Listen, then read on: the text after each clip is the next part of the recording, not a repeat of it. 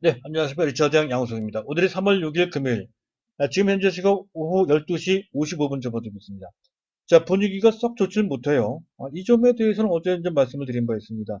상황이 만만치 않아서 경우에 따라서 지수가 하락할 수 있다 하는 점을 말씀을 드린 바 있습니다. 자, 일단 뭐 우리나라 같은 경우는 코로나와 관련돼서 최악의 고비를 넘겼다고 하겠지만 미국이 문제라는 것이죠. 간밤에 미국 증시는 그 확진자 수가 200명에 근접했다는 그 소식이 전달되면서 그 전전일 지수가 급등했던 그런 우호적인 분위기에서 바로 그 다음날 하루 만에 3%로 급락하는 그런 모습이 나왔단 말이죠. 이게 이제 다소 이제 문제가 될 수 있다는 것입니다. 일단 그들의 차트 모습을 잠깐 보도록 하겠습니다. 현재 보고 계시는 차트는 다우존스 차트의 일봉 차트 모습입니다. 자, 오른쪽 동그라미 안에 있는 차트가 최근의 모습이 있는데요. 자, 급등할 때는 급등을 하지만 급락할 때는 못지않게 또 큰 폭으로 하락하는 그런 상황이 반복적으로 나타납니다. 두 가지로 해석이 되죠.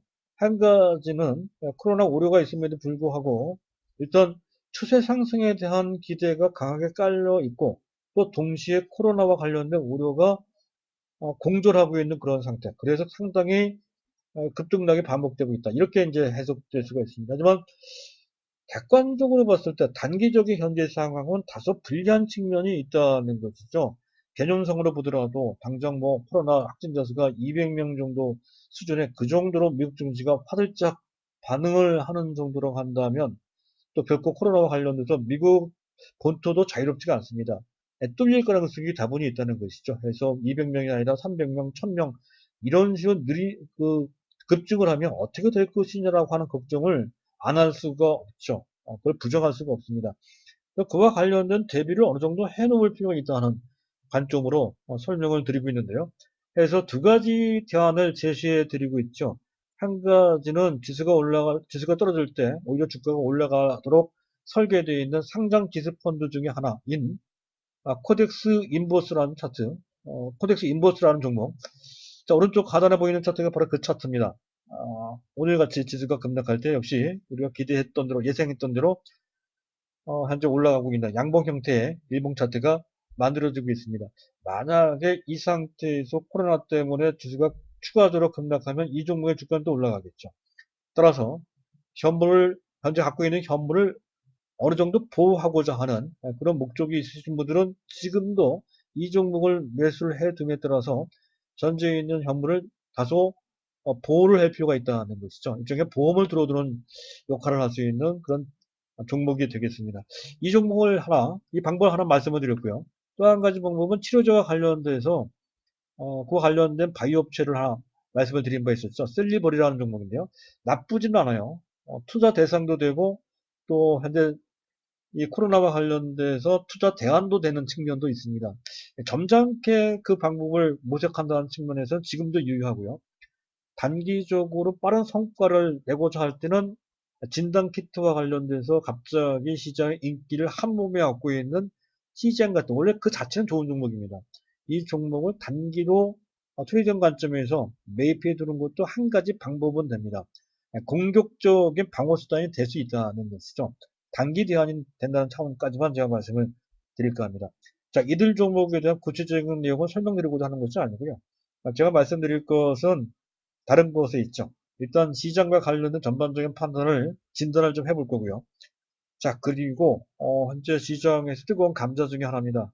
계속 강조를 드렸던 비메모리 반도체 관련주들이죠. 특히 그 중에서도 넷페이스가 이 어려운 가운데서도 현재 새로운 고가를 현재 형성하고 있는 그런 꽤 탄력적으로 올라가는 그런 모습이 나타나고 있습니다. 넷페이스도 있지만 또 AD테크놀로지 이 종목도 그래요. 꽤 탄력적으로 올라가고 있습니다. 이 두 종목에 대해서 이제 언급을 좀 해드릴 거고요. 설명을 드리겠습니다. 그리고 테마에서 보면 RFHIC, OE솔루션, 또 이노와이어 같은 차트상 현재 제가 보여드리고 있는 이들 종목, 5G와 관련된 종목들이죠. 이들 종목들이 갑자기 부상되고 있습니다. 그래서 이들 종목에 대한 배경도 설명을 투자 전략이나 이런 것도 같이 제시하면서 간단하게 짚어보는 시간을 갖도록 하겠습니다. 자, 일단 시장을 봐야 되겠습니다. 시장 상황은 특히 객관적으로 놓여 있는 상황이 이렇게 만만치 않다는 건데요. 부정적인 측면이 좀 강하죠. 미국 증시가 급등락을 반복하고 있다는 것인데 그 중에서도 미국 금융시장을 보게 되면 극단적인 안전자산 선호 경향이 만들어지고 있다는 거죠. 금값이 급등을 하고요. 채권값도 급등을 해요. 채권값이 급등한다는 얘기는 채권 금리가 급락한다는 얘기가 되죠. 미국의 10년물 채권 금리가 사상 최저 수준입니다. 처음 봅니다. 1% 아래 0.9%대까지 내려왔어요. 채권 금리가 내려온다는 얘기는 채권 값이 급등한다는 얘기입니다. 자, 그만큼 극단적으로 안전자산을 선호하는 쪽으로 바뀌고 있다는 거죠. 그만큼 미국 금융시장도 좀 불안하게 움직이고 있음을 얘기하는 것이고요. 또 수급을 보게 되면 외국인들이 오늘 상당히 많이 매도를 합니다. 이 시각에 4천억 넘게. 아마 금일 중에 6천억 가깝게 매도할 것으로 보입니다. 이 정도는 지난주 우리 증시가 급락했을 때 당시 그들이 취했던 스탠스죠. 그 당시에 일평균 7천억을 순매도했던 건데요. 오늘도 그 정도 매도할 것 같습니다. 예, 코스닥도 매도하고요. 선물도 같이 매도를 하고요. 기관들도 금융 투자를 중심으로 해서 매도를 하고 있습니다. 자, 그런 점. 그리고 또 한 가지 불안한 것은 이런 거죠. 환율 시장인데요. 지금 원달러 환율이 전일 대비 거의 9원 60전, 10원 가까이 오른 달러당 1190원 정도 수준까지 올라와 있습니다. 현재 보고 계신 차트는 원달러 환율 일봉 차트인데요. 장대 양봉 형태로 올라가는 모습이 아니라서 그나마 다행입니다만 어쨌든 갭상승을 해서 지금 그 상태로 지금 유지가 되고 있는 좀 환율이 올라간 모습, 즉 현재 달러 대비 원화 가치가 떨어진 그런 모습이 나타나고 있다는 것이죠. 자, 보고 계신 차트에 수평선 두 개 그어져 있는데요. 위에 있는 수평선은 전고점, 작년 8, 9월달에 있었던 전고점 1223원을 표시해둔 수평선이고요. 밑에 있는 수평선 1200원입니다. 지금 이 상태에서 1200원 밑에 있는 수평선을 뚫고 올라가게 되면 위에 있는 고점을 뚫고 올라갈 수 있는 위험성이 현재 놓여 있는 상태가 있습니다. 인 것 같습니다. 만약에 그렇게 된다라고 한다면 이건 이렇게 해석이 된다는 거죠. 외국인들이 주식 현물을 매도를 해서 지난주에는 그 자금이 국내 시장을 빠져나가지 않았지만 만약에 어, 환율이 올라간다면 그것은 그 자금이 한국지에 머무는 것이 아니라 해외로 빠져나가는 것으로 해석될 수 있는 상황이라는 것이죠. 그러면 다소 불리합니다. 물론 단기적인 것이지만 어찌됐든 그 점은 현재 부담으로 현재 작용되고 있는 상황이라는 점에 대해서 특히 환율과 연동해서 다소 주의를 물론 단기적인 주의입니다. 할 필요가 좀 있다는 것이고요. 자, 그리고 뭐 그런 정도. 일단 상황은 한 가지 더 약간 기분 나쁜 변화가 좀 있긴 있죠. 현재 선물과 관련된 베이시스인데요. 선물지수 코스피 200 지수의 차이를 베이시스로 합니다. 정상적인 강세장에서 플러스가 나온다는 건데 현재 마이너스가 나오고 있죠. 그래서 백오디에이션 상태, 지수 약세장에서 나타나는 전형적인 모습이라고 할 수 있습니다. 역 베이시스, 베이시스가 마이너스 때를 얘기합니다. 지금 마이너스 쪽으로 더 확대되는 모습이거든요. 선물시장 참가자들이 현재 상황에 만만치 않다고 보고 지수가 내려가는 쪽으로 베팅하기 때문에 나타나는 그런 상태입니다. 그 점도 다소 좀 불안한 측면이 있음을 보여주는 그런 내용이 되겠습니다. 물론 단기적인 것이죠. 자, 그리고 뭐 그렇다고 해서 반드시 나쁜 것은 아니에요. 반드시 나쁜 것만 있는 것은 아닙니다. 긍정적인 측면도 분명히 있다는 것이죠.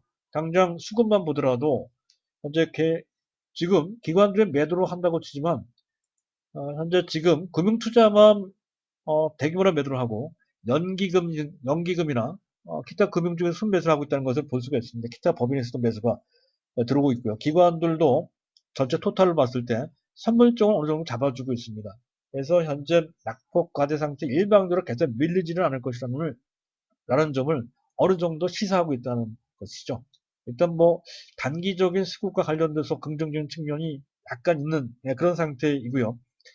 우리한테 봤을 때 가장 고무적인 것은 반도체 D램 가격인데 그 중에서 서버용 D램 가격이 최근에 상당히 가파르게 오르고 있다는 것이죠. 보시고 계시는 차트 오른쪽 하단의 꺾은선 그래프가 서버용 D램 고정거래 가격인데요. 작년 10월달 저점을 찍고 좀 꽤 많이 올라오는 그런 모습. 특히 최근 코로나 사태와 관련돼서 중국의 인터넷 기업들이 중앙 서버를 강력히 구축하기 시작을 했다고 하죠. 재택근무 때문에 그렇다고 합니다. 그것 때문에 더욱더 서버용 D램 가격이 가파르게 올라가고 있고 향후 더 많이 올라간다는 거군요. 이것은 최근에 반도체, PC용 디램 가격이 올라가는 것과 같은 맥락으로 볼 수도 있습니다.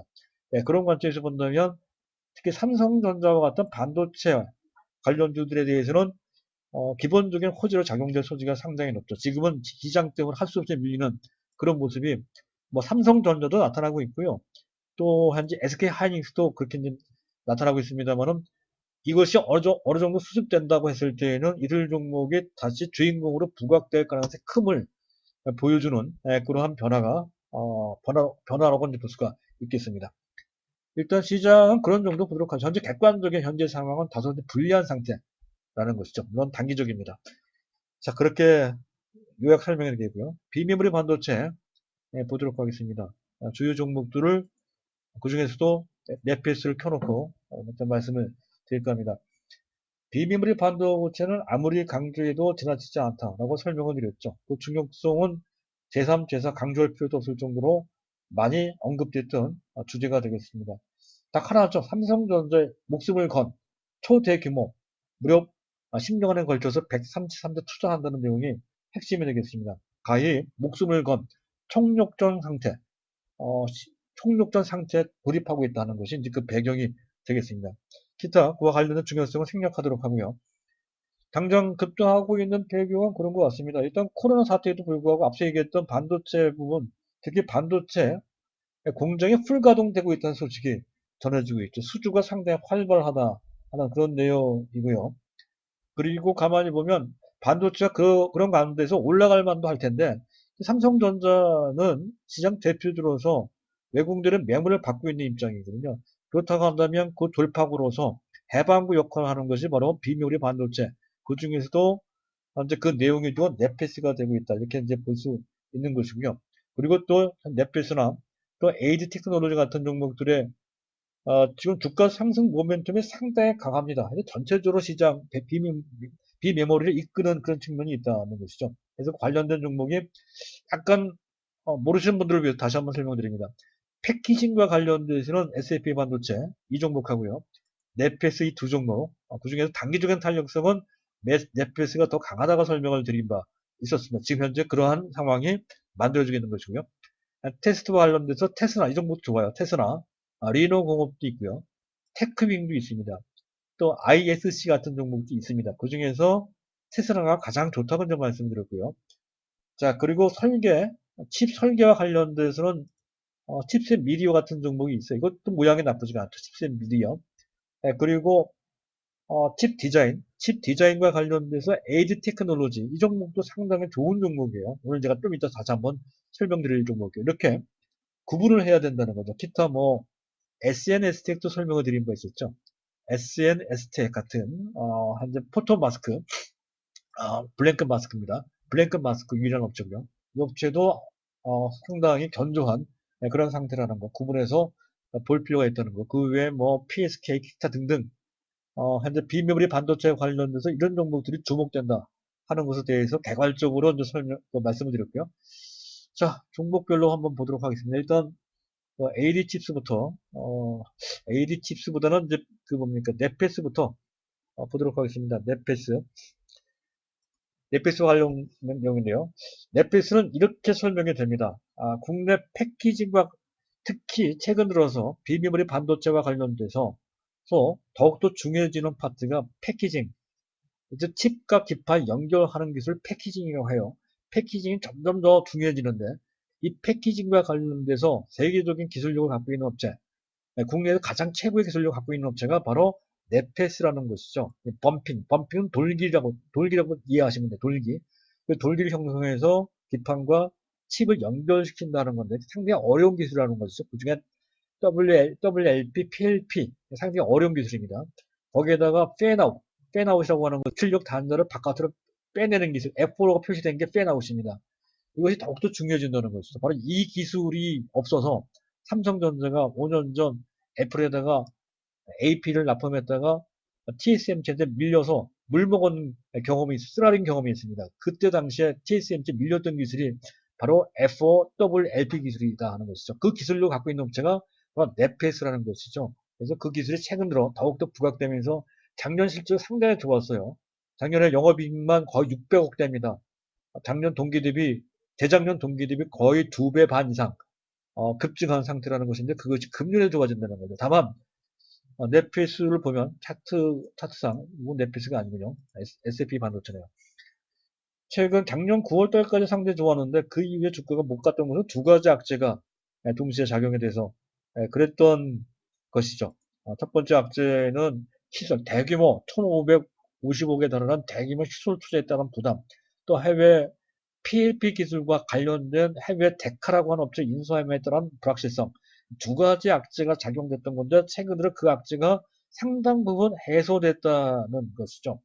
또 한 가지 모멘텀은 최근에 공장 증설 등을 통해서 FOWLP 양산 체계를 본격화하게 됐다는 것이고, 또 FOPLP와 좀 어렵죠. 어쨌든 삼성전자의 관계, 어떨 때는 뭐 경쟁 관계도 되지만 협력 관계도 된다는 것인데, 특히 삼성전자가 심의를 기울이고 있는 기술 중에 하나가 FO, 팬아웃, PLP 기술인데요.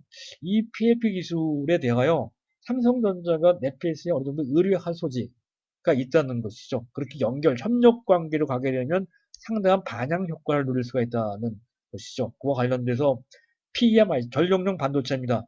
드라이버 IC, 이런 거 삼성전자 공급을 현재 하고 있거든요. 그와 관련돼서 돈독한 관계가 된다는 것이죠. 그래서 작년 실적 수와 금년 실적도 상당히 좋아질 수가 높다는 거예요. 그래서 금년 예상 EPS가 최소한 1,800, 주당 순이익입니다. 1,800원 이상. 멀티플이라고 하는데요. 적용 PER을 20배 적용했는데 20배 넘게 적용해야 될 것 같아요. 거의 30배 적용을 해야 될 것 같습니다. 거의 한 30배 적용하면 54,000까지 나오는데 일단 5만원 정도를 보고 가야 된다. 이런 관점인데, 다만 문제가 되는 것은 단기적으로 너무 많이 올라갔고요. 기술적으로 봤을 때는 부담되는 신호가 나오고 있습니다. 쫓아가면서 매수하는 건 별로 안 좋습니다. 오히려 물량이 많으신 분들은 약간 이익을 실현시키는 방법도 한번 선택해 볼 수 있다 할 정도 상황입니다. 따라서 이 정도 좋게는 못해. 지금 쫓아가는 것은, 즉 38,000원대 이상에서 쫓아가는 것은 다소 부담이 된다 하는 정도. 단기적으로 봤을 때 36,000원대 이상이거든요. 그래서 약간 주가가 내려왔을 때 저점을 노려보는 방식, 매수하고자 하시는 분들은 그런 타이밍을 노려보실 필요가 있다는 것으로 설명하고요. 장기적 관점에서 금년의 목표 가격은 5만원 정도를 보고 들어갈 필요가 있다 하는 것으로 요약할 수가 있겠습니다. 다음은 AD 테크놀로지인데, 이 개념이 다소 어려울 수가 있습니다. 근데 이 내용도 우리가 좀 알아둘 필요는 좀 있어요. AD 테크놀로지. 칩 리스, 칩을 디자인한다고 보시면 됩니다. 원래 칩을 설계하는 쪽은 따로 있는데, 그것을 파운드리, 즉 위탁 대리 생산하는 데 있어서 직접 그 설계만 보고 생산하기엔 부족한 측면이 상당히 많습니다. 그래서 그 칩을 만들기 위해서는 그 재질이나 또는 그 구조, 것을 어느 정도 이렇게 코디를 좀 해줄 필요가 있다는 것이죠. 그런 역할을 하는 것이 바로 칩 디자인입니다. 설계와는 조금 다른 개념이 되겠습니다. 그것을 하는 국내 유일한 업체라는 것이죠. 이 업체가 얼마 전까지 대만의 TSMC의 VCA라고 해요. 같이 사슬 협력자라고 하는 그런 개념입니다.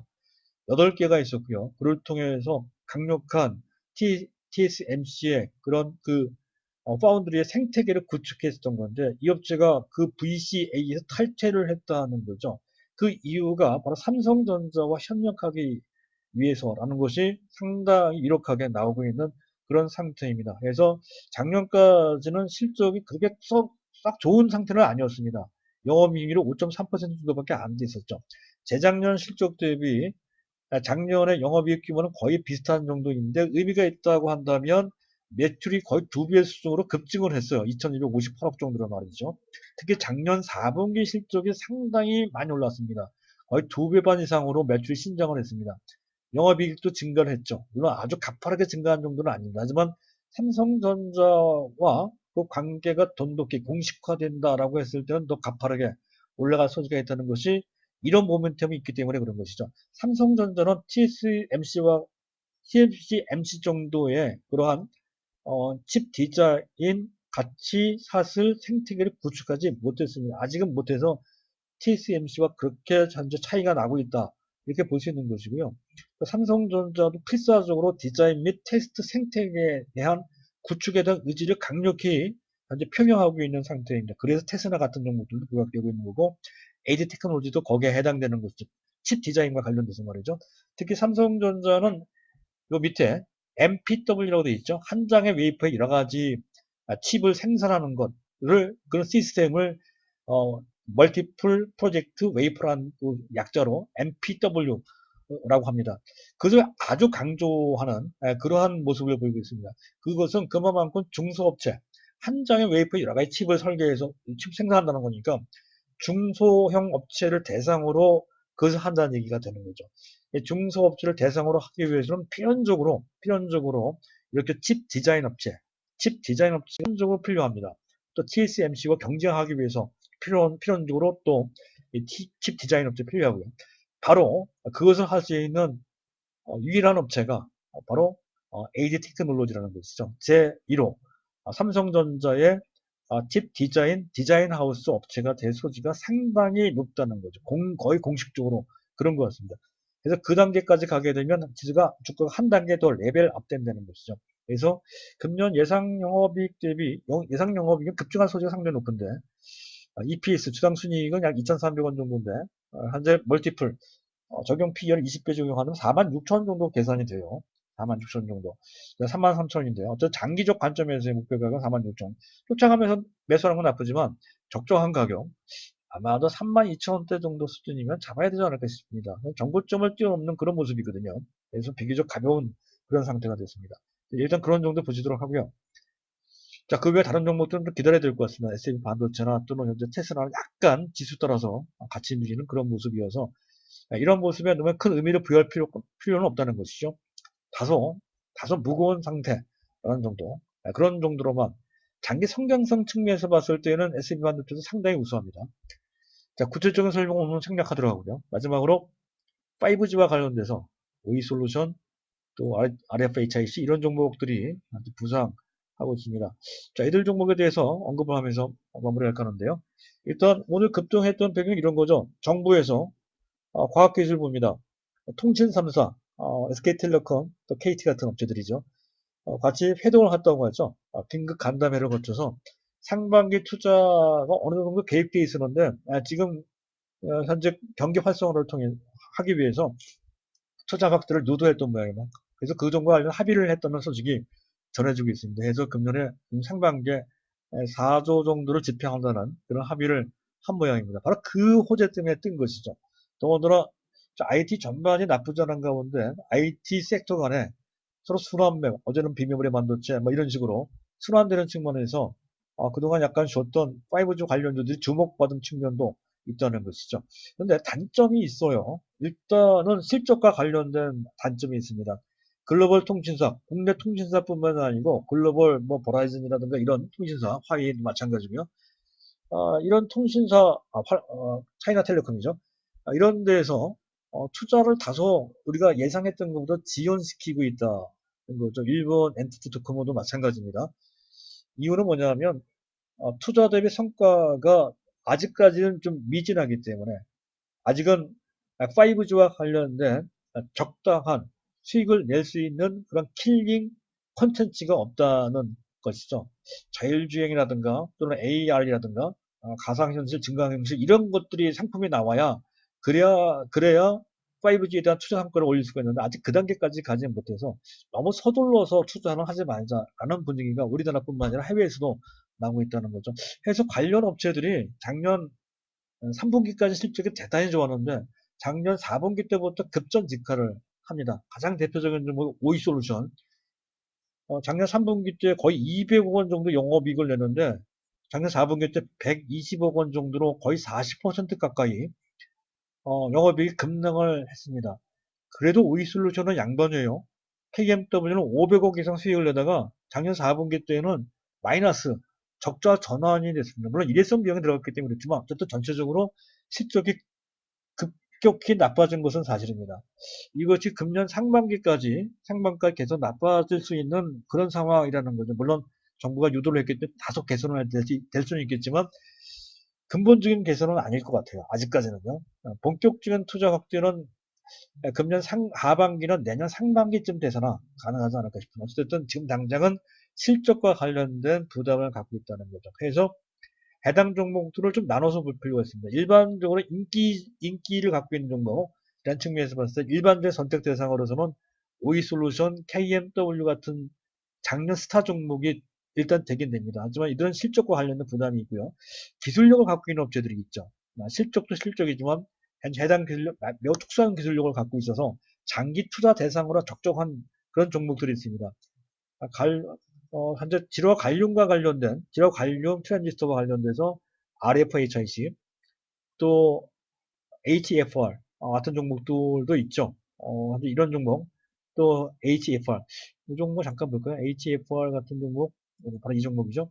이런 종목이거나, 또 이너와이어리스, 이런 종목들이 기술력과 관련돼서는 좀 특별성을 갖고 있는 종목들이라고 하는 거죠. 이런 종목들은 장기 투자 대상이 될 것 같습니다. 물론 너무 공격적으로 잡는 것은 좋지 않겠죠. 좀 많은 종목들을 동시에 잡는 것도 바람직한 그러한 선택은 아닐 것 같습니다. 그 중에 한 종목에서 단기로 들어간다면 앞에 얘기했던 일반적인 인기주를 하거나 또는 장기적으로 본다면 앞에 얘기했던 종목 중에서 또 RFHIC나 또 이노와이러스나 또는 HFR 이런 정도의 종목을 선택할 수 있다 하는 관점으로 5G에서 보시면 될 것 같습니다. 즉 현재 단기 트레이딩 관점에서 일반 종목들이 괜찮고요. 중장기 투자 관점에서는 아까 얘기했던 RFHIC, HFR, 이노와이러스인데 이노와이러스 지금 현재 객관적으로 봤을 때 질화 관련 트랜지스터 및 전력 증폭기와 관련된 실적 모멘텀 및 기술력을 동시에 갖고 있는 RFHIC 정도가 어떤 측면에서 봤을 때 무난한 측면, 위치도 괜찮고요. 그런 것 같은데 단기 트레이딩 관점보다는 좀 길게 보고 이 종목을 매수해서 관점으로 선택해 보는 것도 나쁘지 않을 것 같습니다. 자, 오늘 내용은 이런 정도로 좀 어려운 가운데서 이런 정도의 내용으로 마치도록 하겠습니다. 상당히 시장 상황이 쉽지가 않습니다. 시장 상황을 너무 낙관적으로 보는 것은 기피를 해야 되겠죠. 그리고 너무 또 비관적으로 보는 것도 그것도 또한 피해야 됩니다. 적당한 균형을 맞춘 그런 시각으로 시장을 냉철하게 보는 그런 자세로 대응을 해주시기 바랍니다. 감사합니다.